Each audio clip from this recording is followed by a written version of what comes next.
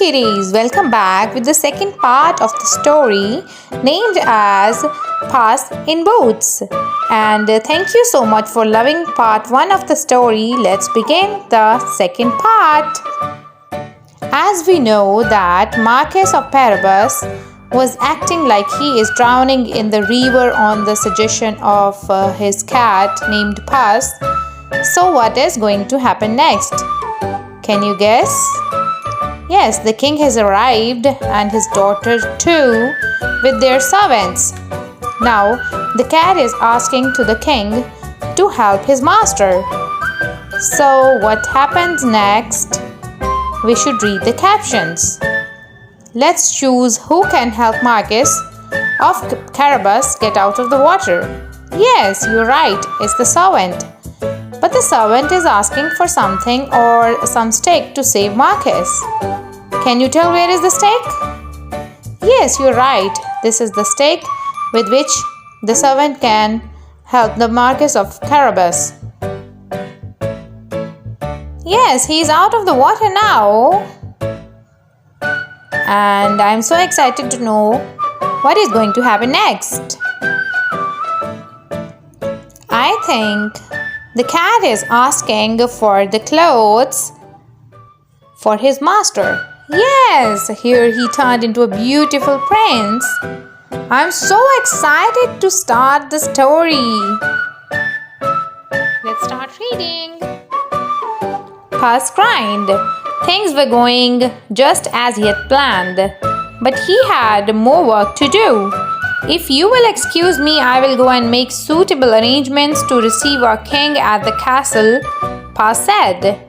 Marquis was puzzled because he didn't live in a castle, but he kept quiet. Puss ran ahead and met some men mowing the fields. My good fellows, stop your work and listen. The king is coming this way and you are all in grave trouble. The only way to save yourself is to say that these fields belong to Lord Marquis of Carabas, Puss announced. The Moors looked at Puss in surprise. They were scared. This Lord Marquis must be very powerful, they thought. They agreed to do exactly what the cat said to save themselves. Puss went ahead and saw some men and women reaping grain in a field. My good fellows, you can reap later, but listen to me now. The king is coming this way and he'll make mincemeat of you unless you say that these fields belong to Lord Marquis of Carabas, Puss announced. The reapers were very puzzled, but they definitely did not want to become a mincemeat. They promised to tell the king that the field belonged to nobody but Lord Marquis of Carabas. How tricky the Puss is. I'm impressed.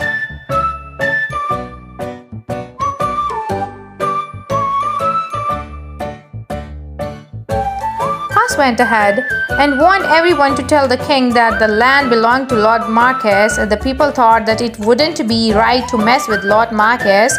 They decided to do exactly what the cat asked. But Puss had still more work to do. Huff, puff. He ran all the way until reached a huge castle. Can you guess whose castle it was? Yes, the castle and all the lands belonged to a fierce and powerful ogre. But Puss was not scared of that ogre. He knocked at the castle door. Blim, blam. Two gods opened the door. I would like to pay my respects to your mighty master, said Puss. The gods knew that the ogre loved anybody who admired him. So they let Puss in at once. Puss bowed low to the ogre. I have heard much about your great powers. Is it really true that you can transform yourself into any animal you wish? Asked Puss. Even a lion? Watch me, said the ogre. Right before Puss's eyes, he transformed himself into a mighty lion. He roared so fiercely that Puss sprang up the curtains in fright. The ogre laughed loudly. "That's amazing," said Puss, "but I bet you cannot turn yourself into a small creature." "That's the most difficult thing in the world. I can't," said the ogre. No, it would be impossible for a mighty ogre to turn into something like that." "For instance, a mouse," said Puss. "Oh, really?" asked the ogre, snapping his fingers.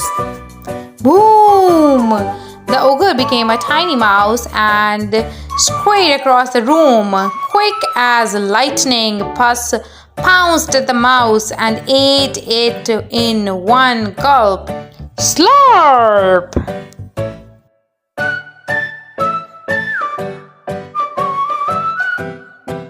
Puss licked his lips. He clapped his hands 3 times and summoned all the people living in the castle.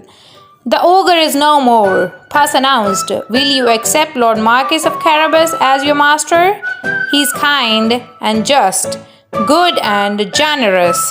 The guards, maids, cooks, servants, and everyone else in the castle looked at Puss in surprise, but they nodded at once. They had never really liked the ogre anyway. Puss ordered everyone to prepare a feast for Lord Marquis and his very special guest, the king himself. Wow, it's so exciting. Wow, we have the visuality of the story in here. See, the ogre is so bad to look at him. And the cat is tricking the ogre. Help Puss wake up the ogre. What should he do to make the ogre wake up? Yes, he should alarm the clock so that the ogre may wake up and talk to him.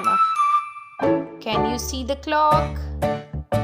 Yes, it is right.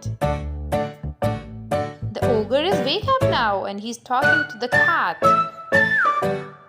What the Puss do next?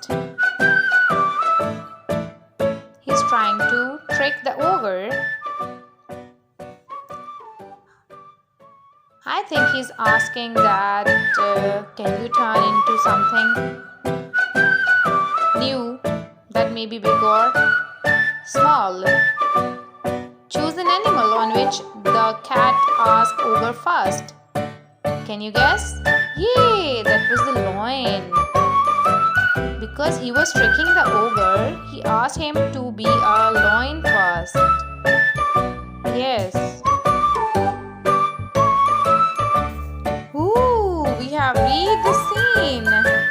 Ogre turned into a mighty loin that roars, and the Puss frightens. And what's going to happen next? Can you guess? Can you guess what Puss is talking about to the ogre? Yes, he's saying to turn the ogre into a little thing which is mice. Yay, can you help the Puss in catching the mouse? Yay, try.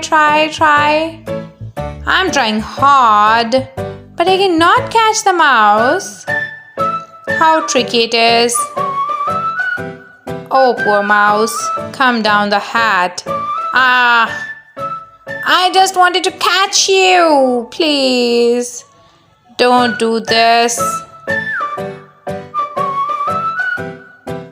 Trying hard could make anything, so I'm trying hard.